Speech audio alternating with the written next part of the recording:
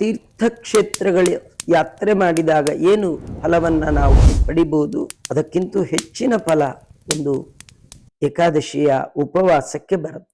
ನಕಾಶಿ ನಗಯ ಗಂಗಾ ನರೇವ ನಚ ಗೌತಮಿ ನಚಾಪಿ ಕೌರವಂ ಕ್ಷೇತ್ರಂ ತುಲ್ಯಂ ಭೂಪ ಹರೇರ್ದಿನಾತ್. ಭಗವಂತನ ದಿನ, ಹರಿದಿನ ಅಂದ್ರು ಒಂದೇ, ಏಕಾದಶಿ ಅಂದ್ರು ಒಂದೇ. ಕಾಶಿ ಗಯಾ ಗಂಗಾ ನರ್ಮದಾ ಗೋದಾವರಿ ಕುರುಕ್ಷೇತ್ರ ಇವೆಲ್ಲ ಉತ್ತಮೋತ್ತಮವಾದಂತಹ ಪವಿತ್ರತಮವಾದ ಸ್ಥಳಗಳು.